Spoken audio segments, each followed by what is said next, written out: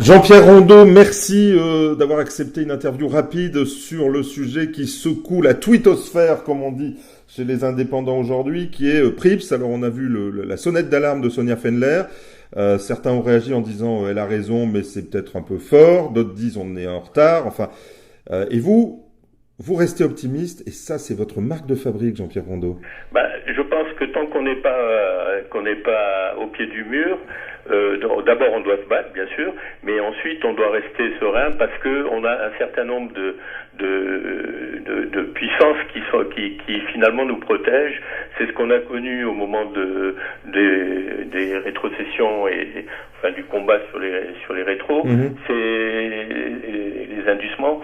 C'est le fait qu'on a devant nous à la fois les compagnies d'assurance, à la fois l'AFG et les sociétés de gestion pour lesquelles on travaille finalement, mais on a aussi un législateur et surtout des régulateurs, et notamment je pense à l'AMF, bien que ce ne soit pas le cas puisqu'on parle d'assurance, et la CPR, donc pour faire comprendre à l'Europe qu'on est un peu atypique en France, mais en même temps on avance sur beaucoup de choses. Et aujourd'hui je vois mal revenir la législation française, revenir en arrière pour nous interdire quasiment, puisque ça serait une quasi-interdiction, la multigestion.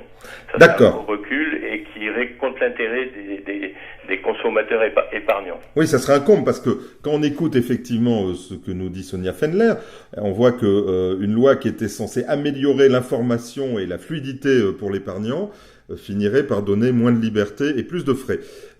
Donc vous dites, au fond, on va tous se mobiliser de nouveau, parce que tout le monde était un peu surpris par l'intransigeance des commissaires européens sur les délais, et ce qu'il faut, c'est d'abord obtenir un délai. Voilà, et se remettre au travail, c'est sûr. Mais c'est vrai que nous tous, et nous avions une réunion ces jours-ci avec l'AMF, on a parlé de Prips, mais on s'est fait surprendre, voilà. D'accord. Est-ce que sur le fond, ce que dit Sonia Fendler, s'il y avait plus de multigestion ou si on réduisait à 30 supports les contrats d'assurance vie, est-ce que c'est un danger lourd pour les CGPI ?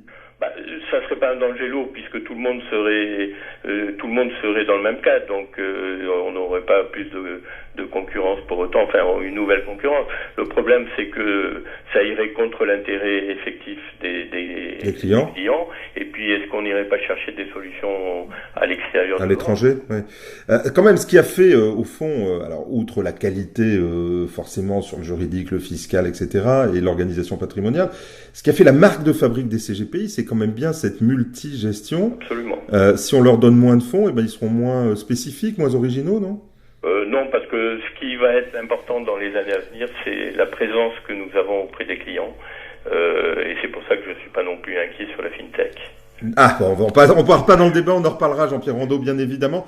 Pratiquement, qu'est-ce que vous allez faire ? Vous vous rapprochez de vos confrères présidents d'Assos, des autres associations, l'AFG. C'est quoi le planning, le calendrier pour réagir aujourd'hui ? Le calendrier, il est immédiat. On va voir comment réagissent mes confrères, et je pense qu'ils sont dans la même position que nous-mêmes. Donc on va essayer de se réunir très vite et après de voir si on peut faire une action commune plutôt que d'avoir des associations qui disent faire du lobbying ou pas. Voilà, il faut une action commune et non seulement de nous, mais avec les compagnies d'assurance, parce que les courtiers des assurances vont être eux-mêmes totalement touchés. D'accord. Eh bien, écoutez, merci beaucoup. Vous nous tenez au courant avec votre plume célèbre de vos actions. Merci, Jean-Pierre. À bientôt.